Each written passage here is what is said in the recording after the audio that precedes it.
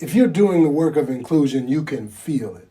You can feel it in your team, you can feel it in the organization, and we can all feel it individually as we work together to try to build environments where everybody is somebody, where there's dignity and well-being and real opportunities for all of us to flourish in our role and bring our unique gifts to the table.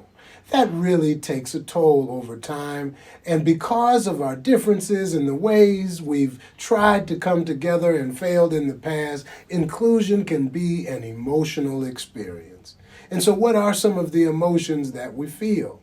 Well, we've already discussed in a previous video the emotion of anxiety, this feeling of uncertainty multiplied by powerlessness, when I don't know and feel like I can't do anything about it. And we talked about this great book that Chip Connolly wrote called Emotional Equations, where he takes how we feel and helps us understand them through mathematical equations.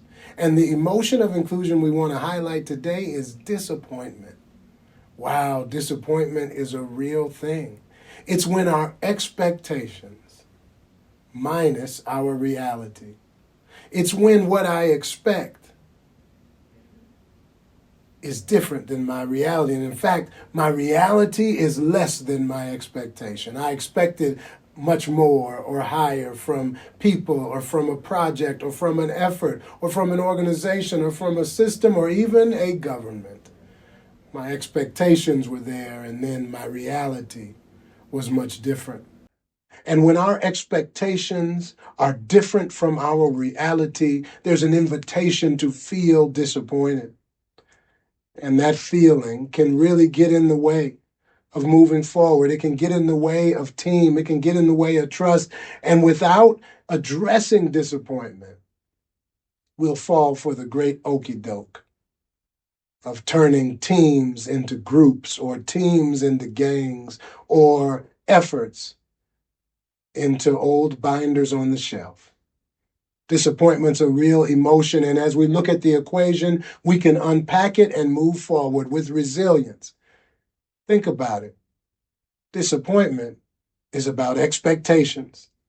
And oftentimes I'm disappointed because either I didn't know the expectations or they weren't clearly communicated. So one way to move forward is to make sure that we are clear about what we expect from others, that we're clear with our teams and with our teammates about what we expect from each other. Because if we communicate those expectations, we can keep moving through things that are tough.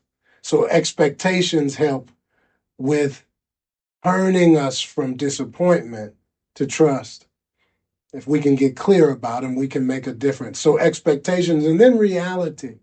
Reality is how I perceive it. And so if I want my reality to be different, then I have to first ask myself, how can I change? What can I do differently? And then I have to have the courage to go and offer feedback to others. And even if they won't listen in the moment, you still are practicing removing disappointment by bringing more clarity and bringing more courage. And then, of course, bringing more curiosity. Maybe I'm disappointed because I didn't know.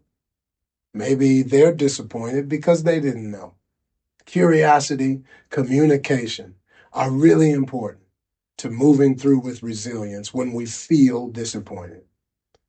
Let's bring more clarity, more curiosity, and more trust to the workplace by navigating these emotions. Translators, mount up.